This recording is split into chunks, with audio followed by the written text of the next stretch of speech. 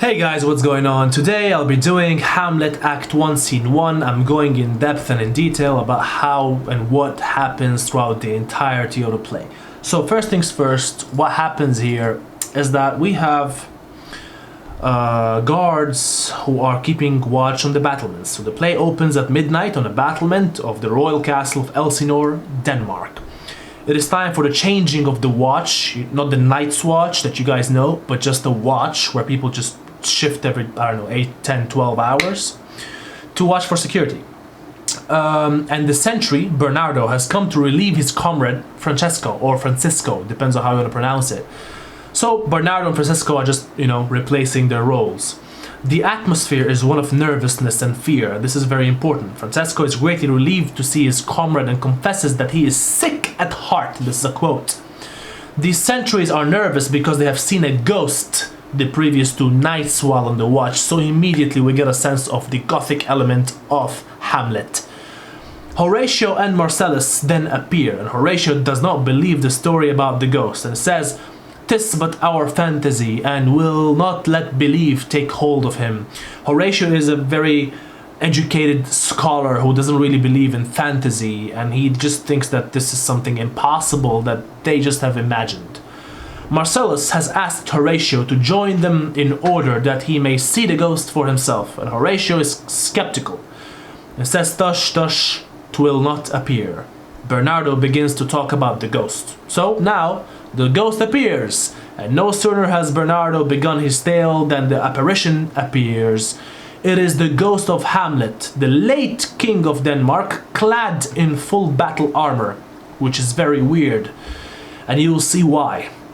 Marcellus urges Horatio to speak to the figure, and Horatio is struck by fear and wonder, but attempts nonetheless to address the ghost. The ghost turns, walks away, and in spite of Horatio's further attempts to make it speak, it doesn't. So, the play is very much interesting since the beginning. Now, Horatio's skepticism is destroyed now that he has seen the figure for himself, and Marcellus asks him if he believes it to be the ghost of the late king, and Horatio now says he does. So the mindset of Horatio not believing in such things is completely changed. Horatio cannot imagine why it has appeared, but he believes that the spirit heralds dark times for Denmark. Of course, there's nothing good about a ghost appearing, is it? And he says this bodes some strange eruption to our state. Marcellus is also troubled by recent developments in the state and asks Horatio if he knows the reason for the heightened military activity that he has recently witnessed that have begun in Denmark. And Horatio enlightens Marcellus. Now, the late King Hamlet had defeated King Fortinbras of Norway. By the way, they're adjacent, the countries, in single combat. By doing so, he won ownership of some of Norway's territory. Now, the son of the Norwegian king, who's also named Fortinbras, so we've got Hamlet, and we have Fortinbras and Fortinbras, has gathered together a motley force of men and is determined to regain the territory that his father, Fortinbras, also named, has lost to Hamlet, who is now dead. Now, the Danish are gathering their military strength in case Fortinbras attacks, just, being precautious. Says, and this, I take it, is the main motive of our preparations, the source of this our watch, and the chief head of this post-haste and romage in the land.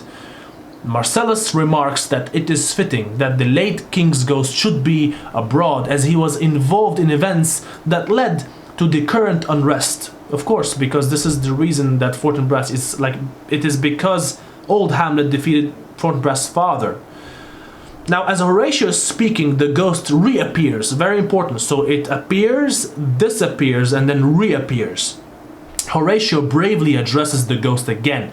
He urges it to speak, asking if it has any idea of what the future holds for Denmark. It's very important how he directs his questions about the country, which shows loyalty of Horatio and how he's very much a martyr to his country.